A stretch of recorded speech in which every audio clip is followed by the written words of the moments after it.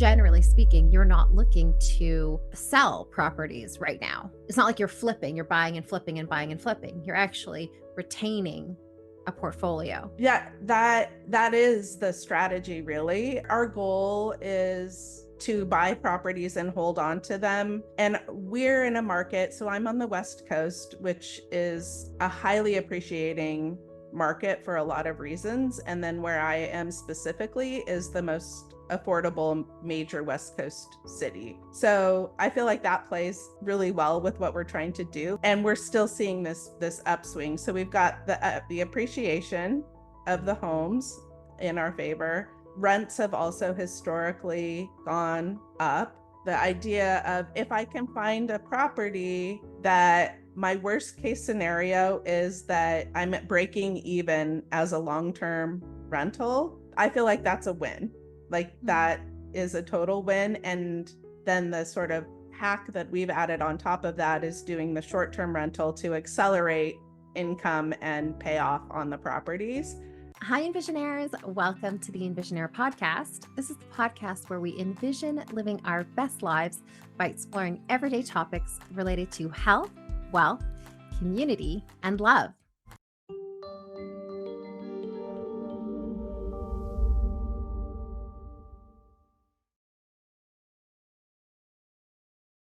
This podcast is for information purposes only and should not be considered to be medical, legal, tax, financial, or other professional advice. This podcast does not encourage or endorse any illegal activity. We are not responsible for any losses, damages, or liability that may arise from the information in this podcast. The views explored in the podcast may not always be those of the host. On today's episode, we are going to be talking about the incredible journey of building a $2.5 million real estate portfolio in just 5 years. Our guest today is a remarkable real estate investor from Oregon, an advocate for those suffering from homelessness, and the brilliant mind behind the real estate podcast, A Few Good Doors.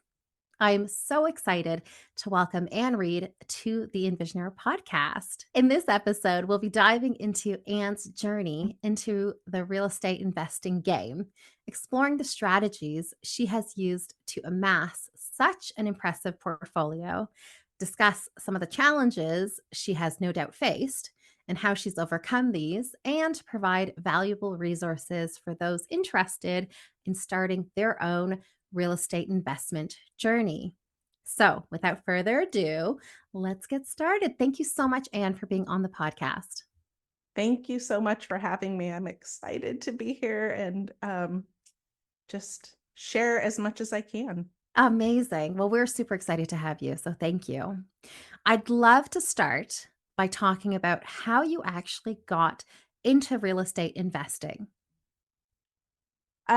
So that story starts, and I tell this to people that I'm helping buy homes. I feel like that journey started when we bought our first house. We didn't know that was the start of our real estate investment journey, but it was. So the gist of it is that we bought a house, we lived in it for a few years, started having children, outgrew the house, and then wanted to get into a house that would fit our family better. And then I knew there was a way. I wasn't a realtor at the time. I knew there was a way that we could hold on to that house and take the equity out of it and purchase another house, but I didn't have anybody who could teach me how to do that. Mm-hmm. And so we ended up selling that house, and we bought the house, lived in it. Our family was growing. I knew there was a way to take equity out of the house and buy a new house. I didn't know exactly how to do that. I talked to several realtors and lenders. I wasn't a realtor at the time, and nobody could tell me how to do it. So we ended up selling that house and buying our move-up house that was a better size for our family. Fast forward about 10 years, a little bit more than that, I did get my real estate license, and shortly after that learned how to do exactly what I was trying to do with that starter home and found that it was so much simpler than I had imagined. I didn't really understand why nobody could teach me how to do it. So once I learned how to do it, I started doing it. And as a realtor, vowed that I would teach anybody else who wanted to listen how they could do it too. Yeah, that sounds amazing. So, okay, let's get back to it. So, it was 10 years ago when you were looking to sell your family home, right? Is that Yeah. right? Yeah. So that was actually more than 10 years ago. So that was Okay. back in 2006 Okay. that we wanted to, I'm old. No. um, um, that we wanted to hold on to our starter home and sell, Yeah.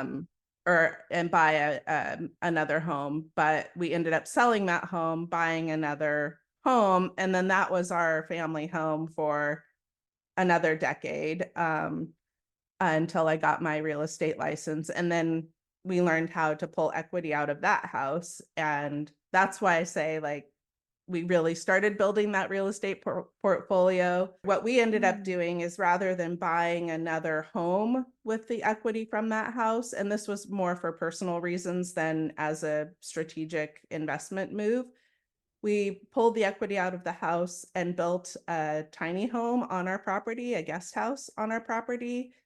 The reason for that was, at the time, my parents were unsure whether or not they would end up living with us at some point, and they had kind of gone back and forth. Um, and we finally were just like, you know what, we're just going to take the equity out, build this tiny house, on the property. And in the meantime, we can start, like, if they decide to use it, it'll be there, it'll be ready for them. In the meantime, we can rent it out on Airbnb and have it start paying for itself. So that was kind of, really the start of our investing in real estate, because though we wanted to before, we were unable to. Okay. And so the Airbnb, okay, so what I wanted to ask you was going back to like when you're thinking about selling the house, but you're at that crossroads. You're like, do we sell? Do we, retain and refinance? How did you even know about this idea or possibility of refinancing? Because I think we're always taught at a very young age that it's so risky to have a mortgage and we need to pay off. The traditional way of thinking is pay off the mortgage ASAP and don't be in debt in terms of, your mortgage. And so how did you just intuitively know, or had you been kind of listening to something like some sort of educational program that you were like, "Ooh, this idea of refinancing," because that's only something that I learned about probably in the last 2 or 3 years. So I'm just curious how you knew about that. I think it was a little bit of both. I mean, kind of dating back, we didn't really have podcasts, or, I mean, I think back then maybe blogs were, I mean, like, that was all really new. So we didn't Yeah. have this huge resource of information at our fingertips like we do now. So I think a lot of it was intuitive, and maybe just having seen somebody somewhere along the line do that. It certainly was not in my family. I did not come from you know, a real estate family. My parents were entrepreneurs, but they were more struggling entrepreneurs than, real estate investors. So Mhm. I think it's intuitive. And actually what we did, and this is like a slight different, but it can make it, it's different enough to mention. So we didn't actually refinance. What we did is got a home equity line of credit. So that's just a different tool to use to pull equity out of your home. The reason that we did the home equity line of credit is, one, it's a way less expensive product to use. When you do a cash out refinance, you end up paying a lot more to the lender. Oftentimes with a home equity line of credit, I think we paid, like, in fees, like $75. And that was just for the appraisal, which was a drive-by appraisal versus like a full appraisal.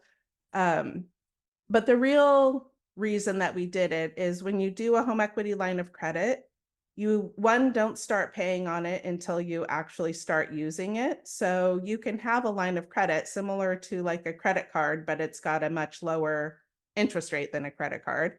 So you have this line of credit sitting there and you don't pay on it until you actually pull the money and use it. So that's a benefit if you're not exactly sure, when you're going to use it. The other big benefit in the strategy that we were using is that you pay interest only payments on that versus paying principal and interest for up to 10 years. So Okay. when you're just like any business that you're starting, it's usually not profitable, year one, day one. So the idea of being able to pay interest only was appealing to us because it was a lower payment than paying principal and interest. And we thought that would be beneficial as we were sort of ramping up this business that we had no idea how it would do, how much money we would be bringing in. We kind of could guess, but we didn't have any experience and we didn't know anybody that was doing it either. So we Yeah. were sort of figuring it out as we went. Right. Okay. And then, okay, that's so then all of a sudden you have this, which is so great. So you have a line of credit and you decide you're going to take out the actual, like, remove or take out the actual line of credit. Mhm. You don't take out the full amount. Presumably you only take out a partial amount to cover the building of that sort of guest house in the Yes. Airbnb. And then were you immediately starting to rent it out, or were with the proviso that, like, in however many years perhaps parents might come and live on the property? Yeah, so we actually took it out in increments. When you're building something, you usually have like a sizable down payment, and then when the builder meets certain benchmarks, you pay again. So that was good. So we didn't have to take the full amount out up front. But yeah, pretty quickly after we got our certificate of occupancy for that building, um, I think it was around a month, because you also then have to come in and furnish it and, get photos and stuff for Airbnb. There's also locally, there's permitting process for getting your Airbnb, basically like a short-term rental license. And so it was about a month between when we got that final build permit and started renting it out. Wow. And so were you kind of nervous about kind of doing this business, or was it exciting? And were you kind of just jumping in 2 feet? Um, a little bit of both. So this kind of ties into the strategy that I use for investing. I we were like, okay, we know people are renting homes like this out on Airbnb. I had done research and had figured out that you can usually Airbnb income is, variable. It's not as steady like if you had a long-term renter in. Okay. But Yeah. if you took sort of the yearly income from a short-term rental versus a long-term rental, it's usually about double of what a long-term rental would be. Wow.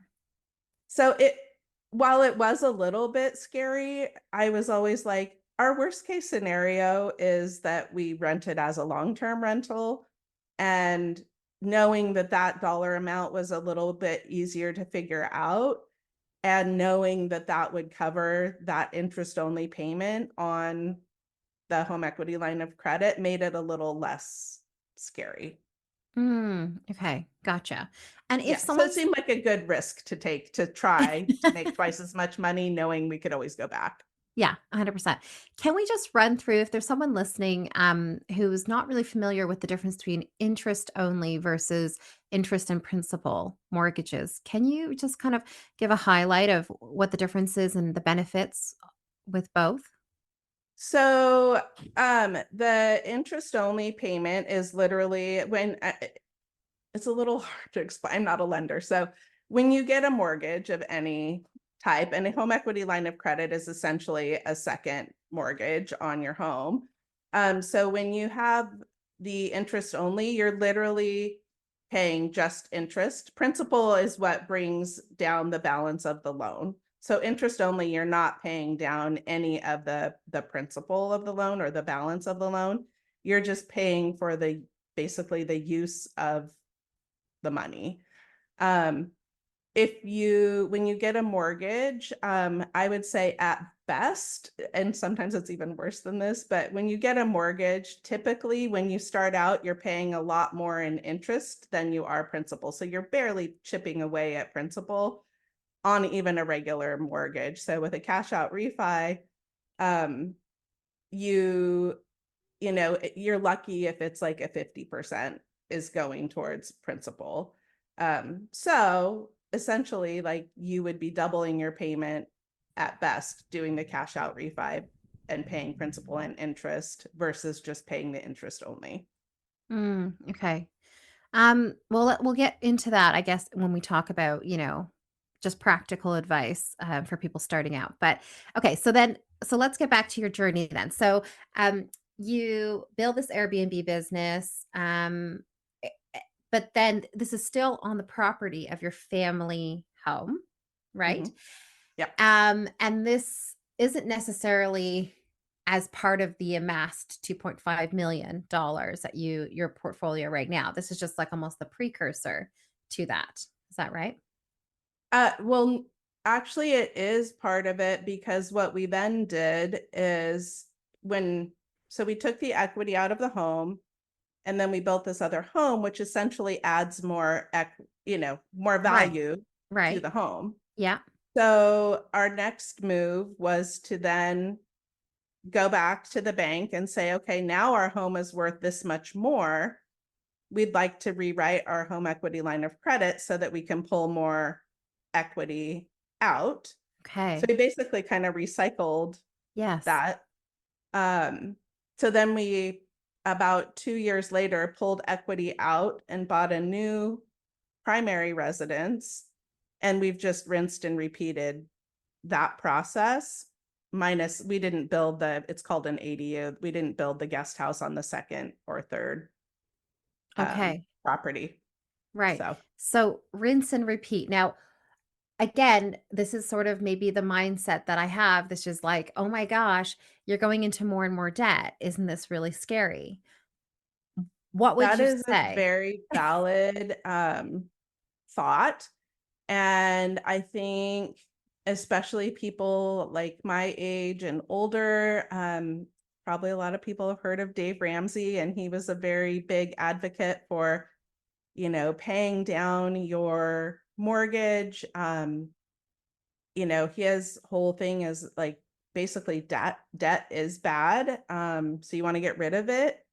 My take on that is that there's good debt and bad debt.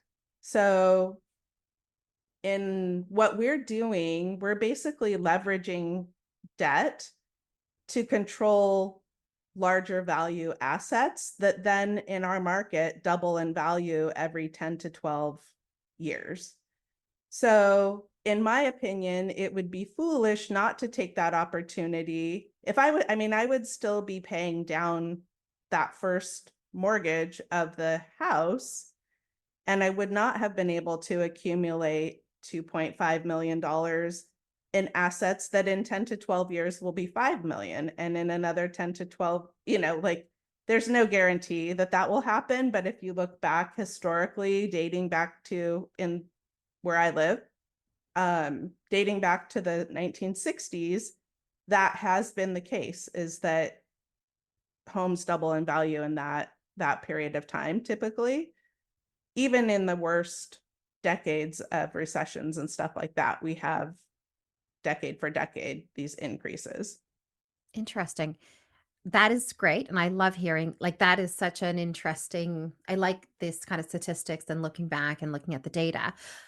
Um, and I love this idea of like doubling, or at least, yeah, in that range, the idea of the prospect of doubling every 10 to 12 years. And I think we spoke about this separately before, but this idea of almost like generational wealth that you start creating and the sort of legacy that you leave in terms of your children and so on, this idea that because presumably, and again, I still want to get into like the nuts and bolts of how over 5 years you amassed it, but like generally speaking, you're not looking to sell properties right now. It's not like you're flipping, you're buying and flipping and buying and flipping. You're actually retaining a portfolio. So can you Yeah. talk a little bit about that as well? Yeah, that is the strategy really. And again, so there's a couple of components. So this kind of gets into the practical part of it as well. Is yes, our goal is to buy properties and hold on to them. And we're in a market. So I'm on the West Coast, which is a highly appreciating market for a lot of reasons. And then where I am specifically is the most affordable major West Coast city. So I feel like that plays really well with what we're trying to do. Like our debt, or not debt to income, but our income, like median income compared to median house price is very favorable in Portland. So we have the benefit of getting houses relatively more affordably than, say, Seattle or San Francisco or LA. And we're still seeing this upswing. So we've got the appreciation of the homes in our favor. Rents have also historically gone up. So then the idea of, if I can find a property that my worst case scenario is that I'm breaking even as a long-term rental, I feel like that's a win. Like that is a total win. And then the sort of hack that we've added on top of that is doing the short-term rental to accelerate income and pay off on the properties. Because a lot of times what you'll hear is like, properties are so expensive, you can't find anything that cash flows. To which I would say, it is a huge mindset shift if you're looking at the appreciation and not, sometimes people get so hung up on the cash flow part of it, or you'll hear the words cap rate, like what's the rate of return on the money that I'm investing in this property?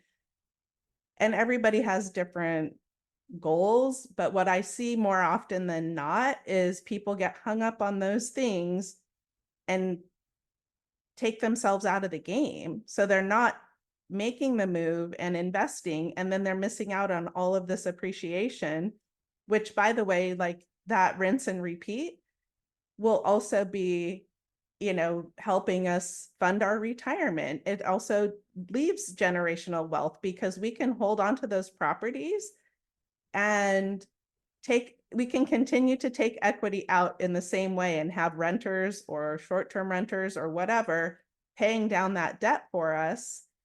And there's a whole bunch of benefits to that. So one of the huge benefits is, say, okay, we've got $2.5 million in real estate right now.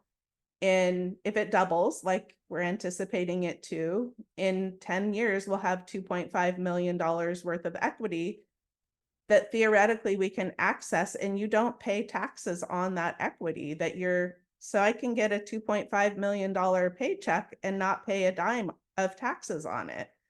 Wow. So I think people get short-sighted with some of the real estate gurus, the way that they're approaching, and it keeps so many people out of the game that really could be in it if they just tweaked the way that they're thinking about it. Yeah, absolutely. And that's the mindset element. And I want to dive into that. But before we do, so let's go over the strategy again from like kind of like, uh, you know, a summary of it. So it's the sort of rinse and repeat of what exactly, and kind of how did it manifest for you? Was it linear? And so 5 years ago, and we're in 2024 now. So that's 5 years ago. So 2019. So let's go back to that point. Where were you guys as a family, and like what were you thinking in terms of growing it? Well, at that point, so that it was the mindset was, for me, is I had mostly stayed home with my kids as they were growing up. So at that point, let's see, what did I have? I had basically like a 16-year-old, a 14-year-old, and a 12-year-old. Um, and because I had stayed home, I felt like we had a little bit of catching up to do as far as wages and saving for retirement.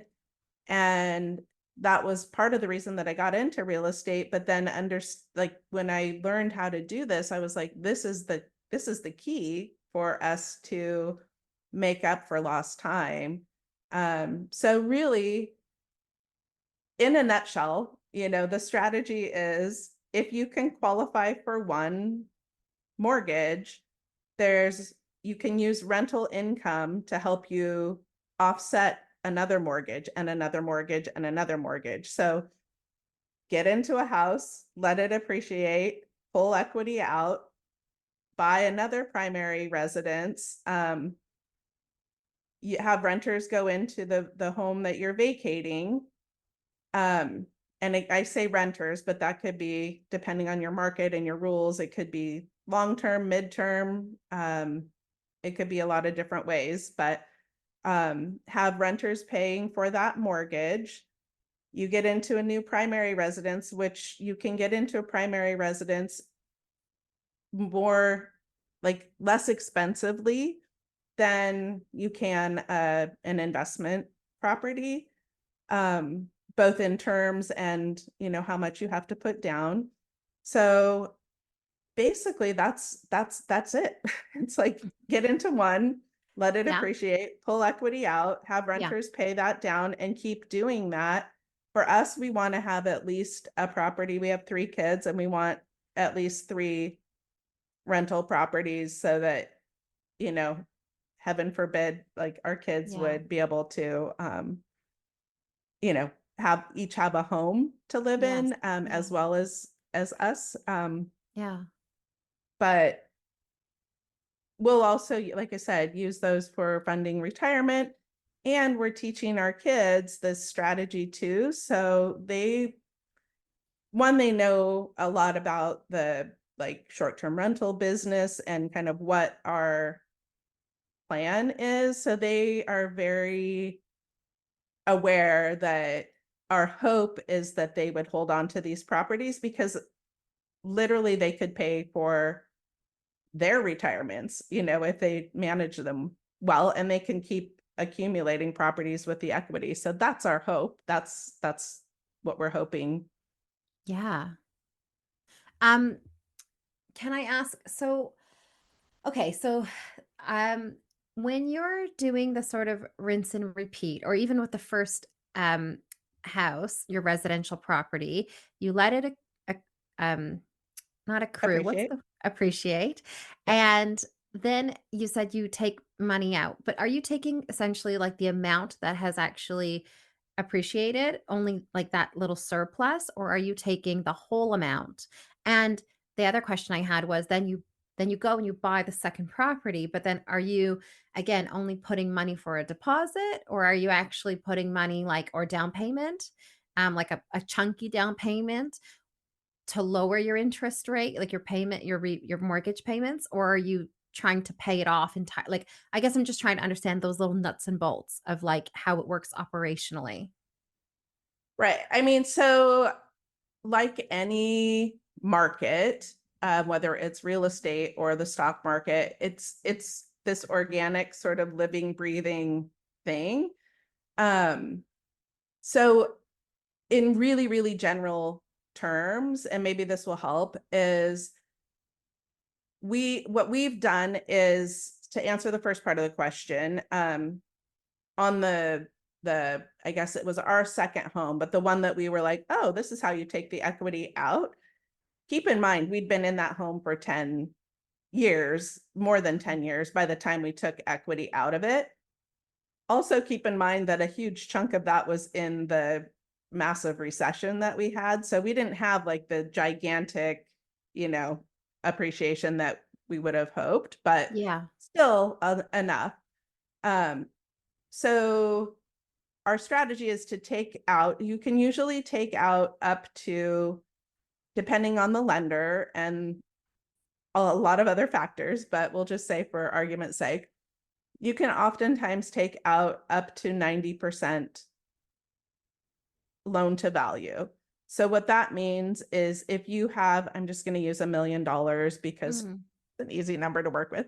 Yes. If you have a home that's worth $1 million, and by worth, that means it appraises at that. And you can take out 90% of that. That means that you could take out theoretically 900,000, but you have to subtract off what you still owe on the home. So it's not as easy as like, okay, this is what we bought it for, this is what it's worth now, and we can only take that amount out.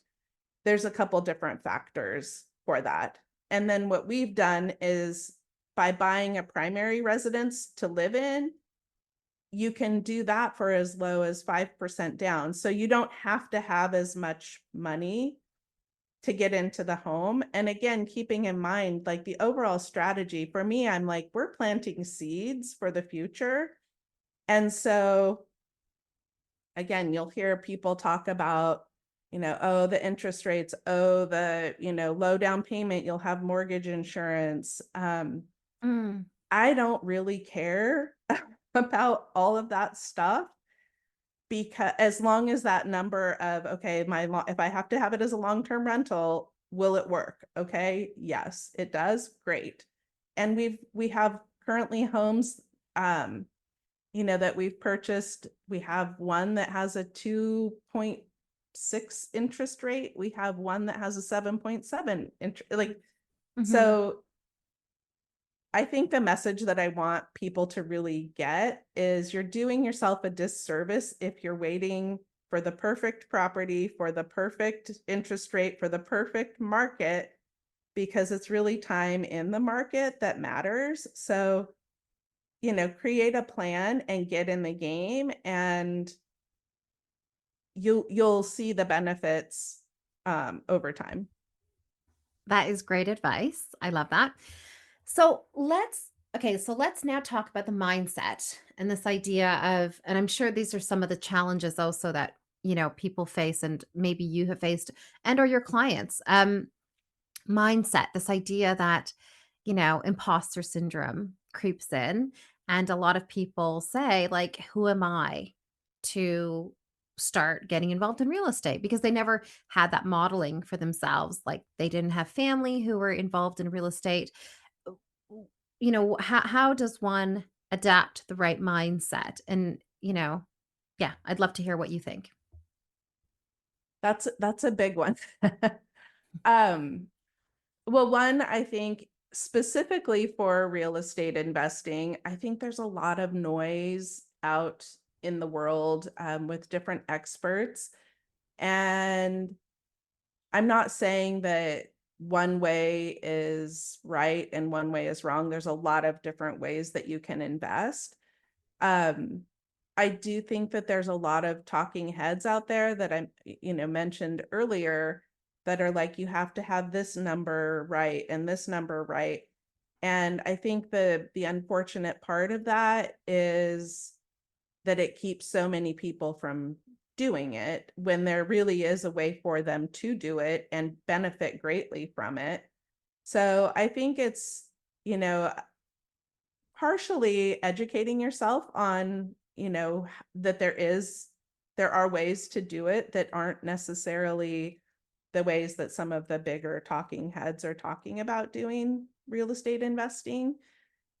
And then I also think, we all have stories about money from our childhood, from our personal experience. And I think that getting really real about what those stories may be, and for a lot of people, they don't even know that they're carrying some baggage there.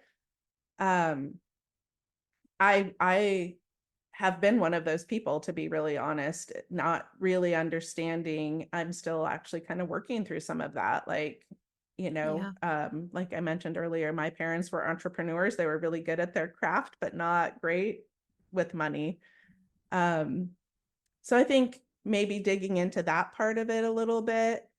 And then just, this sounds so cliche, but I really feel like, let me be an example for you. Like, literally, if I can do it, anybody can do it. And just understanding that if you can qualify for one mortgage, you can qualify for more than one mortgage, and getting really clear about that. Yeah, absolutely.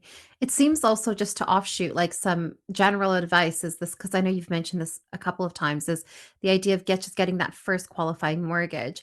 And so from a practical perspective, how does one is it just going to their bank and they can just apply or is it should be talking to a mortgage broker or a financial advisor? Who is the person they should be seeking to get that? I think that really, I know your audience is in several different countries, so I think it depends on where you are. For sure, it's one of those people, most likely a bank or a mortgage broker. Um, and if any of your listeners want help figuring that out in their market, I can help them find the right person. Amazing. Um, it's just really kind of knowing the questions to ask, but specifically to the United States, Mm. I would say, working with a local realtor and a local lender Mhm. is key, to getting that first mortgage. And there's a lot of first-time home buyer programs for people who are maybe just getting started.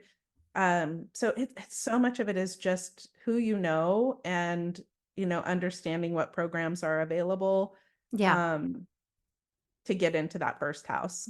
Yeah, 100%. And, another follow-up question I had regarding your strategy specifically, which is, did you guys just, continue to build looking at the sort of rental/serviced slash serviced accommodation, or have you guys kind of branched out to other areas of real estate, like, say, commercial and or, you know, public housing and different there's so many branches of real estate. So have you guys just focused primarily on building that portfolio of residential and or rentals, short and long term? So right now, where all of our homes are considered single family homes. So even the one that has the guest house on the, back side of the lot is a single family home. Um, the uses of them are different. So we have short-term rental. We're about to probably by the end of June, we'll have a midterm, which is like a 30-day plus, up and running. And that has more to do with local rules and regulations, and that a bit of the like how much money we can make. And then the other part that we're diving into that I mentioned to you before is we're starting a nonprofit that will house people that are in transition. Um, but that's still in a single family house. It's just a different model where it's shared housing. And so I can dive into that more, but that's kind of where we're heading is all single family right now, but different types of income. Yeah, and I'd love for you to share it because we're talking about that element of giving back, which you talked about, which is this idea of offering a housing solution to like homelessness or people in transition. Do you want to talk about what you're doing with that? Because I think that's such a beautiful mission that you have. Thank you.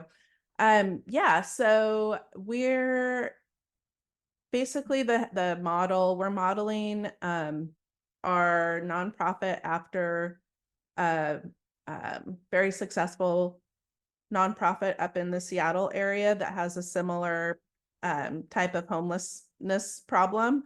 And they've been very successful. It's called Kate's House. And it's basically a shared housing, which means that there's like usually two people per bedroom, and that's for a variety of reasons. But the idea is really beautiful in my opinion.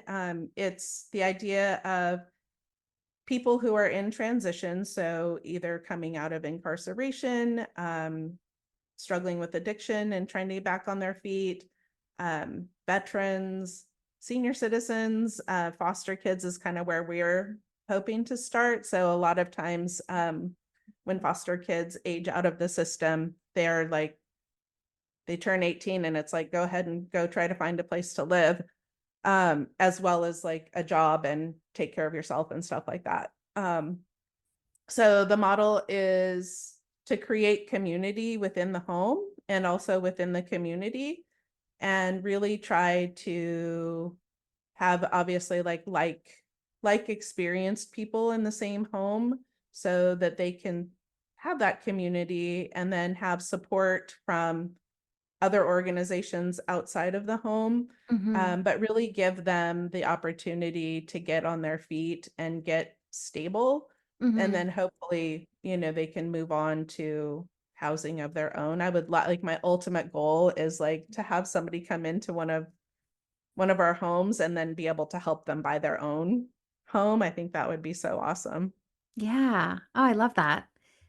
And will it be okay, so you're starting with that now, and is there like a because I love that it's nonprofit, but is there a commercial element to it as well? Like, do you get some sort of funding to offset the costs, or are you guys just purely using your own sort of profits to do that? Um, so that is a great question.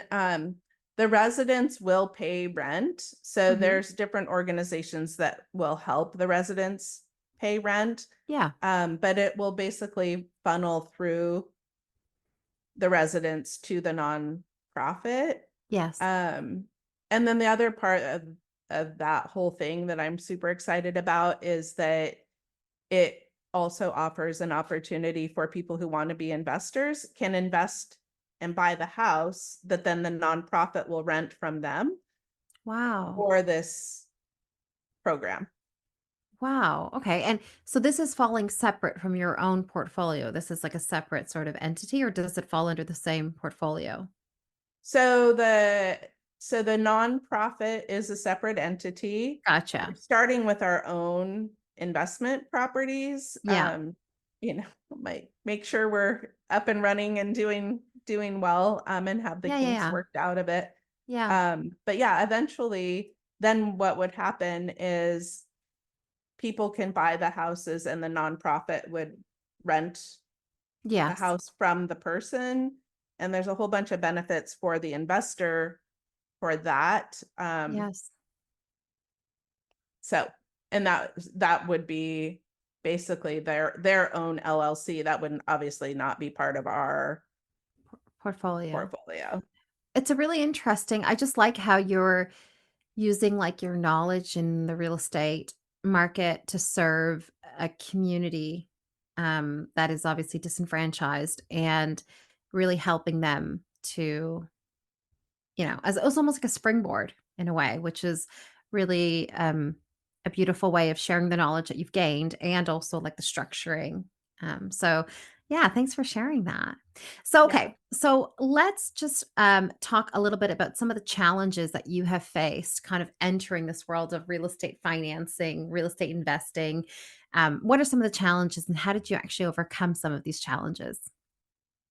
Oh, I think, that what I shared in the very beginning about just not knowing how to make this happen was probably the biggest challenge. And once I Mhm. understood how to make that happen, um, I I feel like that has been, you know, that was like the biggest one to unlock. Mhm. Um, I can talk about a whole bunch of challenges, probably not what people would expect. I think we hear again, like, don't believe everything you hear in the news. Like, people think Airbnb, you're gonna have partiers and they're gonna wreck everything and that has not been our experience, and that's not been the experience of many other Airbnb owners that I know now. Mhm. Mhm.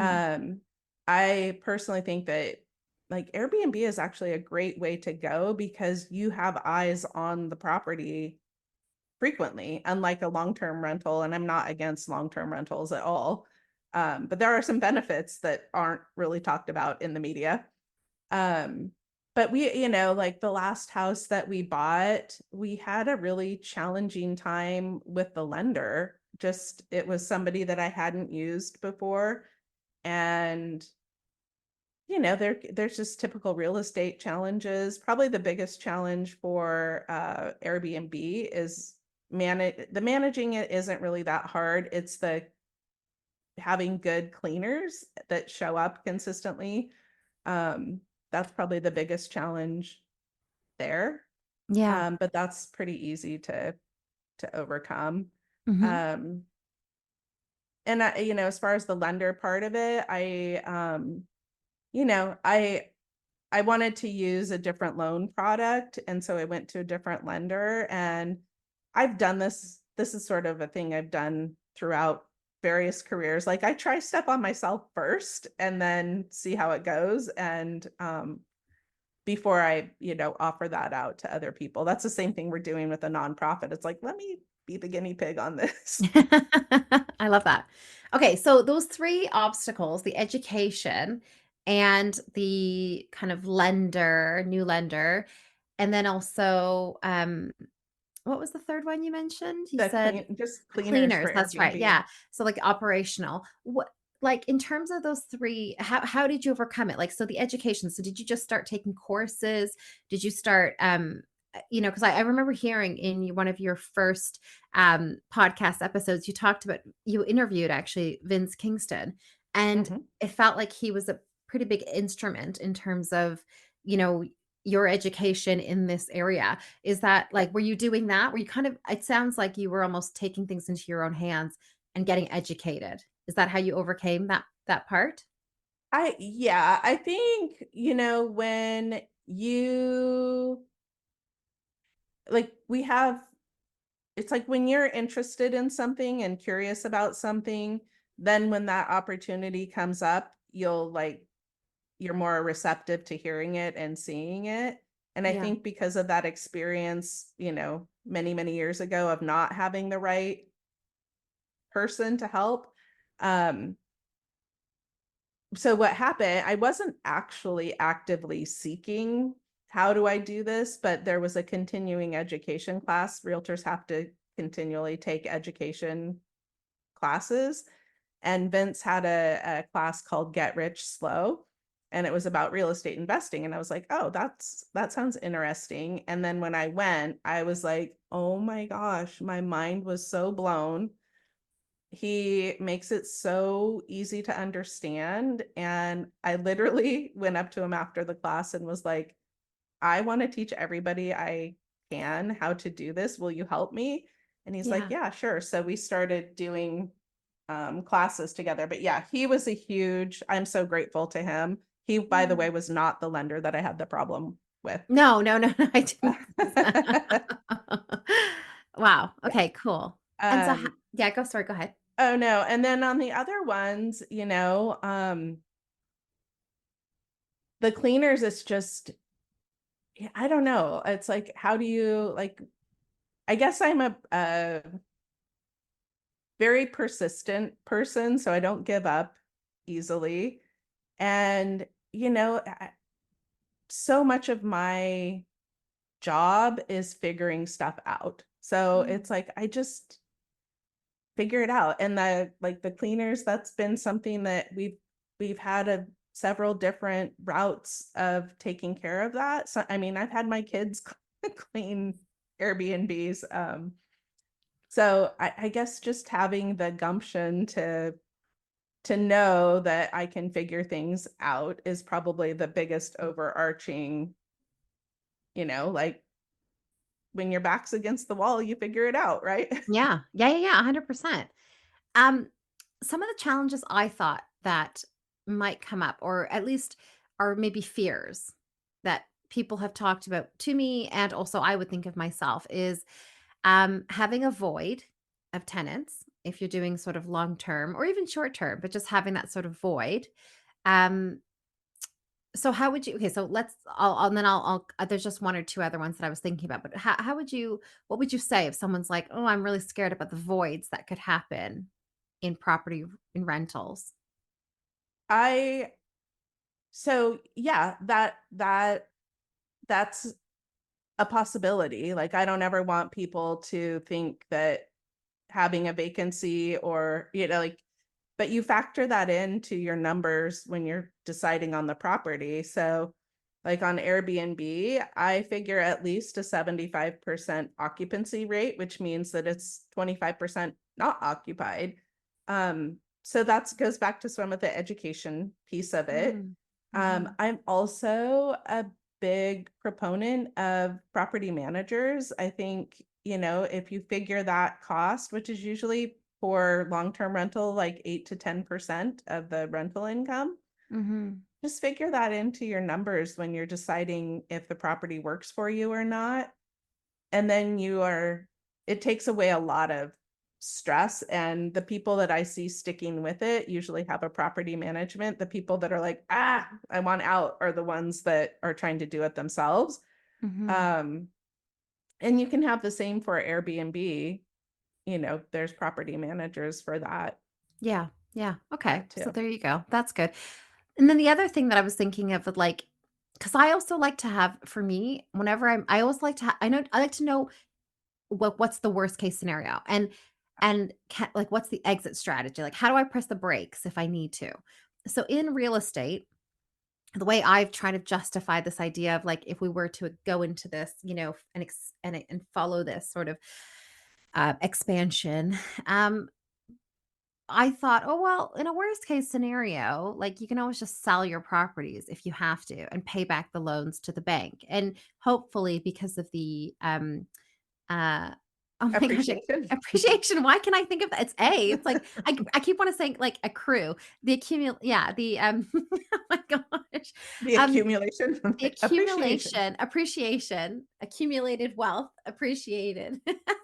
The appreciation, hopefully you'll get something back. So you won't be, like, in the red. Do you think that that is a good sort of, like, well, in a worst case scenario, at least, you can always sell property, and you may not get what you want or what you expect, but at least you can do that and then pay back the lenders if you really absolutely had to. I think that is a worst case scenario. I would also caution people to have that be the backup, just because it kind of depends on, again, it's a moving organic thing, a real estate market is. And so, in the great real estate recession, you were hearing people, you're hearing the term being underwater in your mortgage. And what that means is that you owe more on it than what you could sell it for. So what I would say is a better plan is to make sure that you have enough reserves that you could keep that property going through an event like that, or through an event like COVID, where, people were not having to pay their rent, and maybe there was, a lag time between when the government stepped in and started giving rental assistance and all of that stuff. So I would say to factor into your finances a minimum 6, but better a 12-month. Like, I have in my reserves 12 months that I can pay for this property without a renter. And I think that's a better safety net. Yeah. And then, yes, like, and then you could do what you said, you're like, okay, maybe I can't sell it right now. If there's some kind of an event that makes it so the property is not worth as much as what you paid for it, but make sure that you can hold on to it until That's smart. Until you could sell it. Yeah. And do you use like a specific formula every time you get rent and or income, like whatever you get? Do you say, like, the profits, presumably some for taxes, but then, like, do you also apportion a certain amount of those profits and say, like, 10-20% is going to the reserve fund? Or is there some sort of formula, or do you just, like, guesstimate? So we have the reserves up front. So, like, we're not starting out with a property that doesn't have those reserves. So if we dipped into those reserves for some reason, then yeah, we would pay that back. So for us, we do have, set aside like 1 to 2%, which seems like a lot. 1 to 2% of the purchase price of the property is what we're holding on to every year out of the proceeds of rental income. And that's more for like repairs. So, on a $500,000 house, 1% is $5,000, which kind of seems like a lot. But then you think, okay, but if we need a roof or a furnace or, exterior paint, like you're holding on to that so that when you need it, you have it Yes. versus, you know, um, and then, it's a little bit different for short-term rental versus long-term rental, like what we're setting aside, or what we're factoring in for our expenses, because in long-term rental, we wouldn't be paying utilities, but with short-term rental, we are, Right. that kind of stuff. So then you said it was 1%, 1 to 2% of the total value of the property or of the profits that are coming in? Total value. Total value, wow, okay. So if let's say your total value for that year, I don't know, 20,000, let's just say, on a 500,000, you're taking 5,000, that's the 1 to 2%. It's like a contingency plan for repairs. And then do you take an additional amount for that sort of reserve to pay off the mortgage You or can, we're not, again, we're not super focused on early payoff of Mhm. the mortgage. That's just not our Mm, strategy. You could if you wanted to, and that would accelerate, um, potentially how much you could take out again if you're doing that rinse and repeat. So if you're paying down your principal, you're paying less in interest over the life of the mm. loan. Um, you're also freeing up money if you did want to get a HELOC on that property. So, to me, I feel like it's just more valuable to have the money in your bank account in the event of an emergency than it is to pay off. And Yeah, again, going back to like making sure upfront that our worst case scenario of a long-term renter works yeah. with our numbers. Mm, Um, then we're not super worried about it, because I don't think I really emphasize this, but in our area, rents have consistently also gone up. So if it works on day one as a long-term rental, chances are it's, 2 years in, it's going to just be better as yeah, a rental. yeah, makes sense. Okay, so if we have listeners who are interested in learning more about real estate investing, particularly I'm talking about beginners, right? What would you recommend in terms of resources and education? What would you kind of say this is a good place? Obviously your podcast is a good place, but is there any other resources that you think would be helpful? Um, so yeah, yes, I will totally shamelessly plug my podcast. Sure, yeah. It is on that episode 1, you'll get the full uh rundown of what I learned. And if you have questions, people can certainly reach out to me or Vince. I Some other resources that I like, Bigger Pockets is a website. They have a podcast as well, and books. One of the things that you can do is sign up for like an annual membership, and then you get access to a lot of tools. So when you're looking at properties, you can go in and plug in the address and number of bedrooms, bathrooms, and it'll tell you what the expected short-term rental income, long-term rental income, so you can get a pretty good snapshot of those numbers, which is really important when you're starting to look. So I think that's a great Which resource. website? Which website was that? It's Bigger Pockets. Oh, it's that same one. Okay, yes. Okay. Yeah. Yeah. Okay. Um, there, I mean, as far as like, there's so many books and stuff. I honestly haven't read a ton of books. One of my favorites, though, just in the mindset part of it, is Rich Dad, Poor Dad. Yeah, yeah. I think that is a good, just like thinking differently than maybe the way that we have been taught to think about money and investing and, Yeah. Yeah, creating yeah, yeah. wealth. Yeah, great. Yeah. Well, look, Anne, this has been super helpful. I have one more question before we go on to the EnvisionAir questionnaire. And it's just my own like curiosity. What do you think about investing in different jurisdictions? So let's say you're like, I'm in England and I'm like, I love California or I love Oregon and I want to invest there. What do you think of that in terms of building your portfolio? I think it is 100% doable if you are connected to a realtor that really understands your goals. So only 37% of realtors actually are real estate investors, which I find that number to be really low considering the, knowledge and opportunity, that is available. I mean, it's available to anybody, but you would think realtors would be more excited about it. Um, so yeah, I think if you have the right people in place, it's totally doable. I think that you need to be really clear about what your goals are.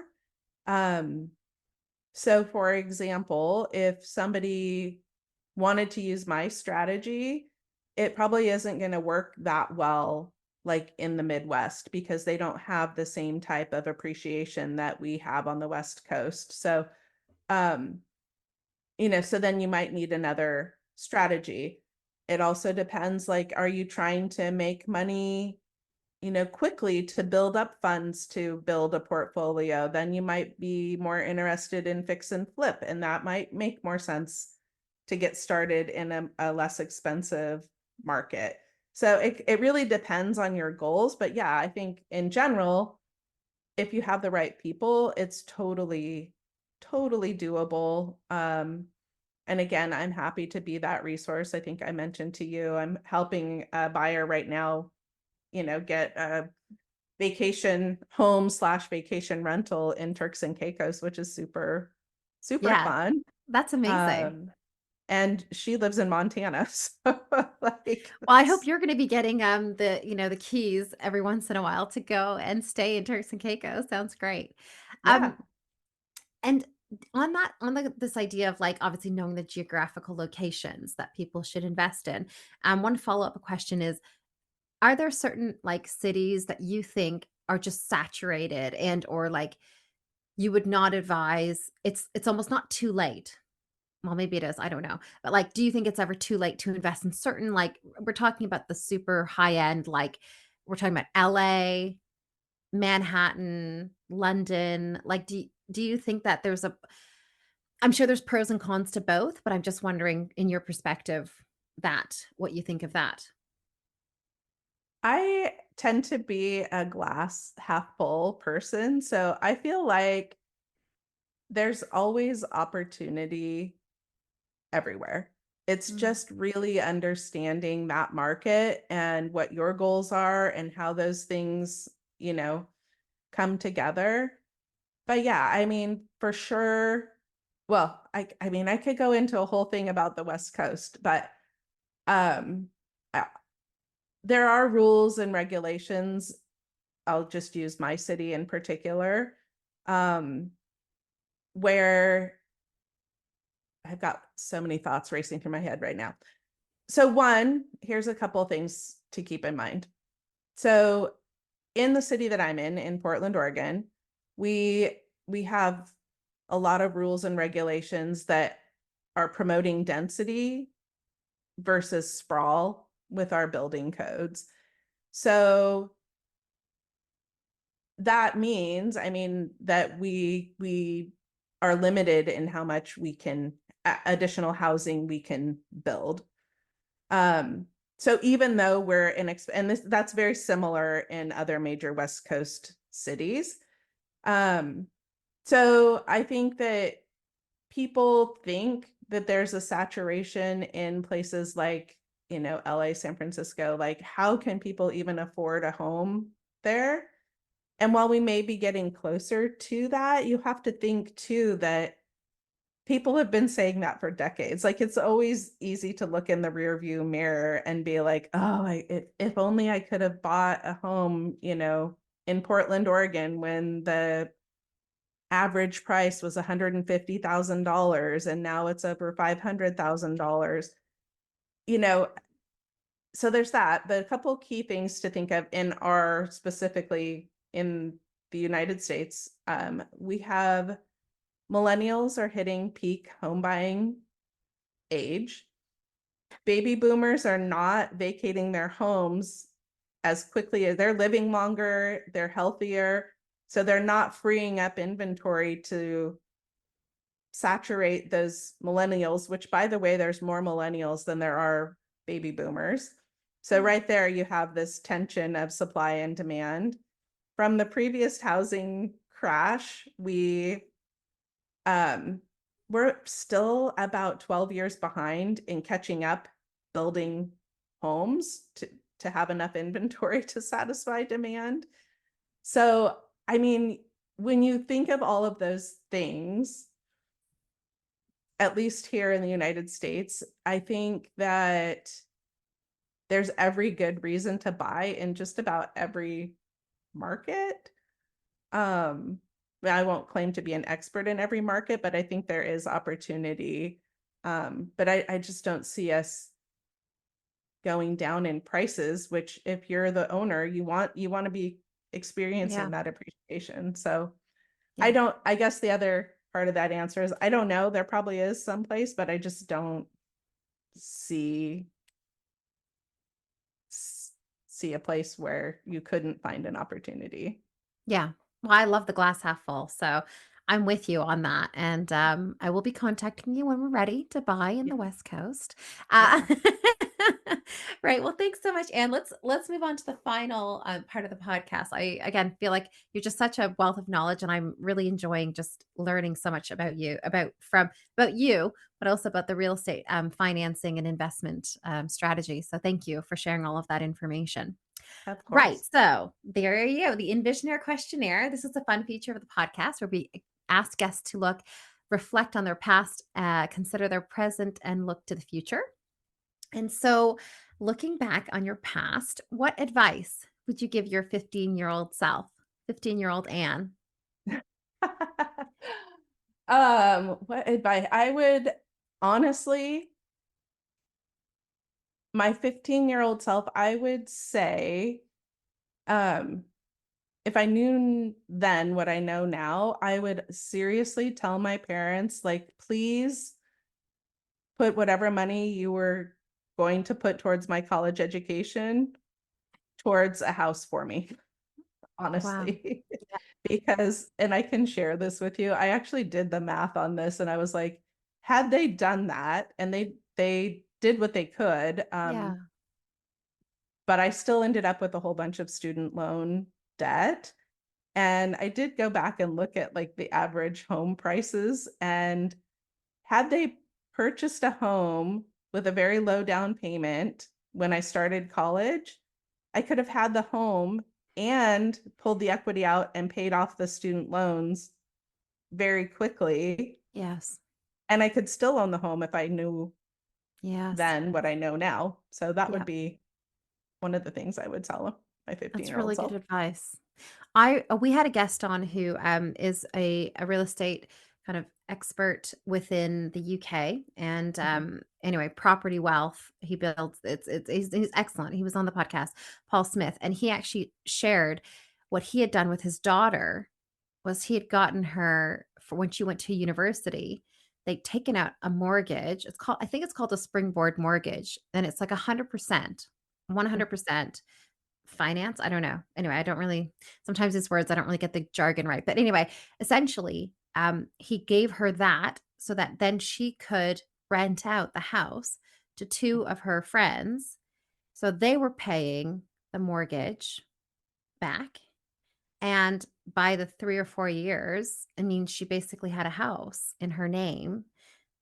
That is just blew my mind. Like, Yep. what is, and it seems so obvious. You hear it and you're like, how did I not think about that? This is not even part at the forefront, but it's a lack of education and a lack of knowledge. That's really what it is.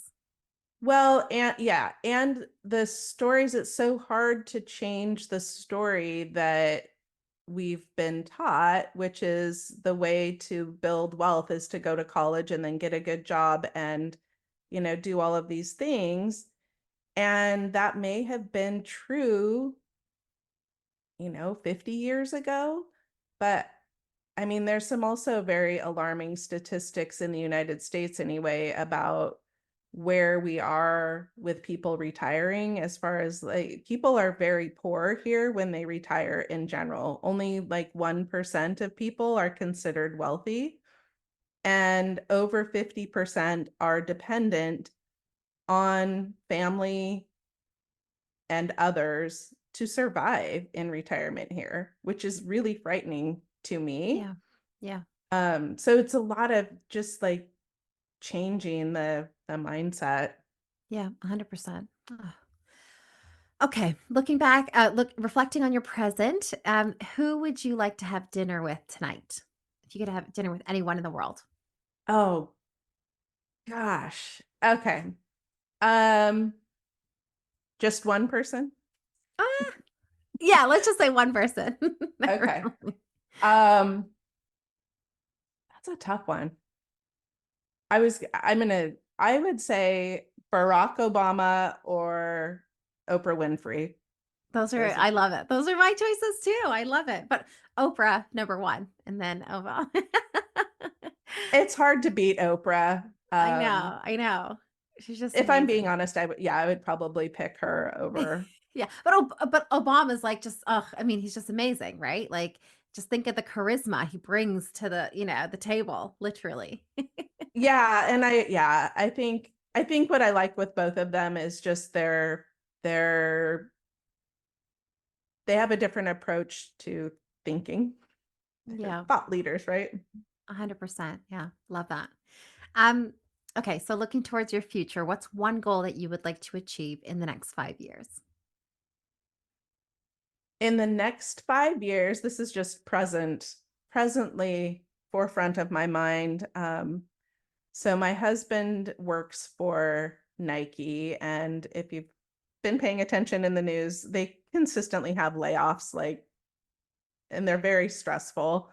They just had one, and he thankfully made it through. But I think in 5 years, and I have no doubt that this will happen, but just having him be completely retired and not dependent on that. I'm grateful for everything that Nike has given to us through his employment. Um, but having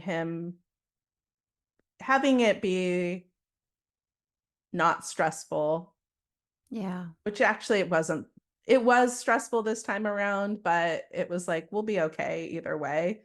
But just, I would love to have him not be working. I love that. That's a beautiful gift, and I hope that you guys get that. It seems like you're on the right track, and so but yeah, of course, those sorts of I think there's always this element when you're an employee, you're always at the whim of someone else, and it's not personal, and it's really just about the business metrics, right? So, but what you guys are doing now, you're building like this autonomy, which I think is great. So, I'm excited for you guys. Thank you. Well, and yeah, when you said that, I'm like, that's another thing. Like we have all these little mindset shifts. Like we think that working for somebody is safe. And it's like, but is it really? I don't know. I It depends mean, on the employer, you know? And even then, yeah. it's not personal. It's just what they have to do, you know? Yeah. Yep. Yeah. Yeah. Yeah. So Oh, and thank you so much for being on the podcast today. I think this has been so brilliant, and thank you for letting me pick your brain and I really appreciate you answering so openly and honestly in such a helpful manner. if people want to connect with you, obviously we have your podcast that they can reach out to, and I'll put that all in the show notes. But is there anything else, any way else that they can connect with directly with you? Probably the easiest way is through Instagram. I'm at Ann Reed and Co. That's probably the easiest. But yeah. And a Or few the good podcast. doors. A few good doors. That's the A podcast few. to listen to. Yep. Yeah. Yeah. Awesome. Well, thank you again. We're sending you so much love. And I hope there's a lot of sunshine in Oregon today. Is there a lot of sunshine? It is. Yes, it's It finally is sunny. sunny. It's a little cooler today than it has been. We're in the upper 60s, but yeah, we're Okay, I don't getting know there. what that is. I don't know what upper 60s is. Do you know what it is in like Celsius? No, I don't know. I don't know either. But anyway, but it's sunny, so that's good. Whereas in the UK today, it was a bit, it was is overcast. But yes, anyway, well, we're sending you so much love and thank you again for being on the podcast. Just brilliant. Thank you so much for having me. I really enjoyed it and look forward to having you on mine.